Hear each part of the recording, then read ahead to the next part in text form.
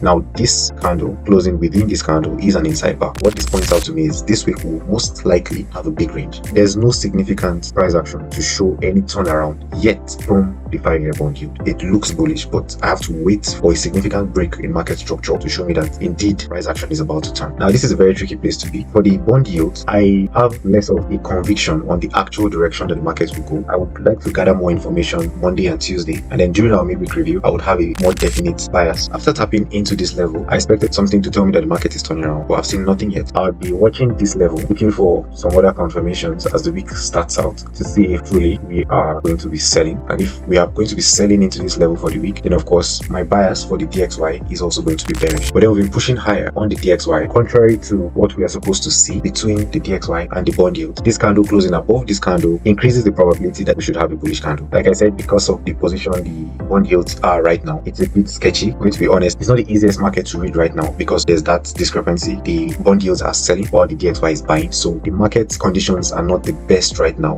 to have a very clear bias. Last week we took out this high. We had a divergence with the Eurusd. Now a divergence on its own is not good enough to warrant lower prices. That's why I said during the midweek review I would have more confidence in my bias in the direction of the market. Right now I'm just telling you what makes most sense to me. So we have a divergence here between the Eurusd and the DXY and also the Gbpusd. A convincing break above this high would cement my bias that we are indeed going to make higher prices. Same thing going into next week. I want to see a convincing break above the high on Friday to prove to me that indeed this divergence, this tap into this other block is valid and is enough reason for a retracement deeper into this candle. Now I pointed out this level because after this break I expect this level to push price back for a retracement to potentially continue that bullish move.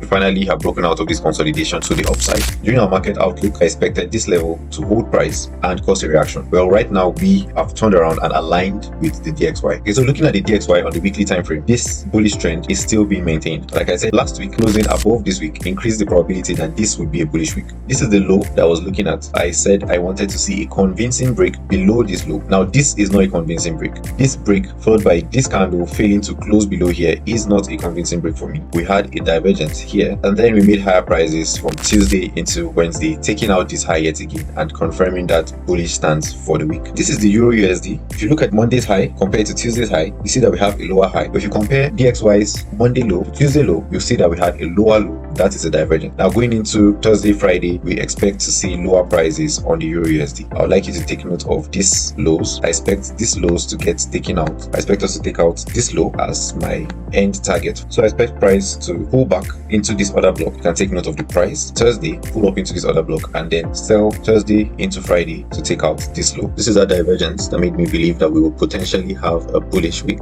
if we could break convincingly above this high. We did not break convincingly above this high, and then we printed the divergence right after we tapped into this other block, which I pointed out last week. We had this impulse that negated everything that we were looking for here. So this is the level I expect us to pull back into to continue this bearish move. This level is just a fill out of this void on this candle, the void over here. So if we're going to continue bearish into the end of the week, I expect us to fill out this void as a target for the week. This is the point of reference that I'll be looking at to see how we close out for the week.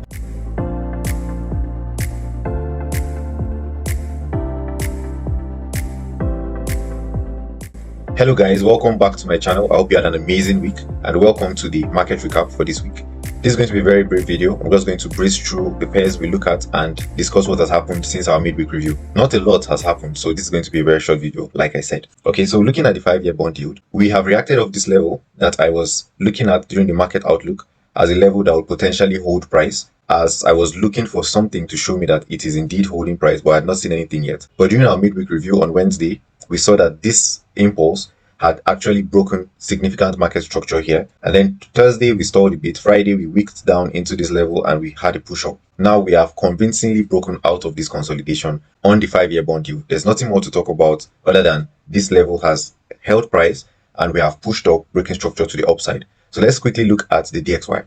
Alright, so now on the DXY, we had this divergence like I discussed during the midweek review over here, and then we pushed up on Wednesday, Thursday, and Friday. We really did not make any significant impulse. We had a push down on Thursday, but on Friday we basically stalled to close out the week. Let's look at EURUSD. On EURUSD, I pointed out to these lows over here, and eventually this low here as a potential target for the week. We had a pullback like I anticipated on Thursday. We were a little overzealous and overshot this order block. If you look at this on the lower time frame, you'll see that we took out a certain high but tapped into a much higher order block here in this candle, and we stalled on Friday. We did not really make any impulse to one direction. We wicked up, wicked down, and just stalled in the middle, right? So that is where we closed out the week for EURUSD. When we look at our market outlook, we'll discuss what the potential is for next week. Okay, this is the GBPUSD. We were spot on with our anticipation on this order block. On Wednesday, I anticipated Thursday pulling right back into this order block for a potential drop down into this level to fill out this void on this candle. Thursday, we had that pullback right into this order block and an instant reaction. However, on Friday, it was just lackluster. There was no impulse to any direction, and we closed out Friday indecisive. So that is basically everything we're going to talk about in this video. We've looked at all the pairs we discussed, and our price has acted